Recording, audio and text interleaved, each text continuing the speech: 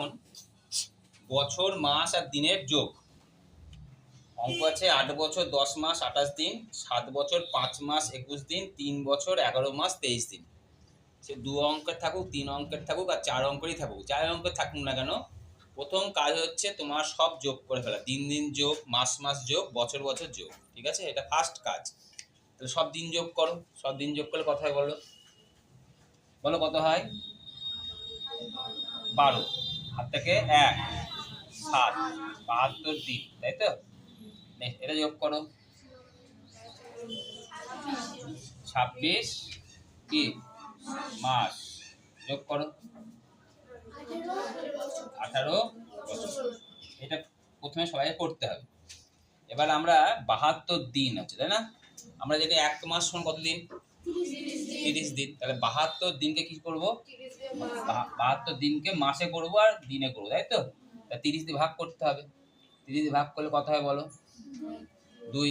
৩০ দুগুণে কত হয়? ৬০। বিয়োগ করলে কত হয়? ১২ দিন। তাহলে কত দিন হলো এখানে? ১২ দিন। আর কত মাস এটা? ২ মাস। তা ২ মাসটা এখানে যোগ হবে, বুঝতে পারলে? কত হলো? ২৮ মাস। এখানে কত বছর? ১৮ বছর। হ্যাঁ, বুঝতে পারলে? হ্যাঁ, এবার বলো ১ বছর সমান কত মাস? ১২ মাস। তাহলে ১ বছর, তাহলে দিনটা কনভার্ট করে মাসে নিয়ে আসলাম। এবার মাসটা কি করব? বছরে নিয়ে যাব। মাসকে বছরে করতে হলে কি করতে হবে তাহলে?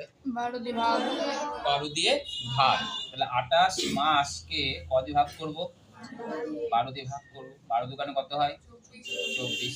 কত মাস হলো? ৪ মাস। কত বছর? ২ বছর। তাহলে এখানে ১২ দিন কি থাকবে? ১২ দিনই থাকবে, থাকবে তো? আর এখানে ক মাস হবে? ৪ মাস। আর কত বছর? ১৮ 2 কত বছর হলো? ২ বছর। বুঝতে পারলে সবাই? তাহলে এটা উত্তর হবে। ক্লিয়ার? এই একইভাবে যদি যোগ অন্য যোগ করতে হলে যোগ করতে হবে, তোমরা নিজে একা একা করে ফেলবে।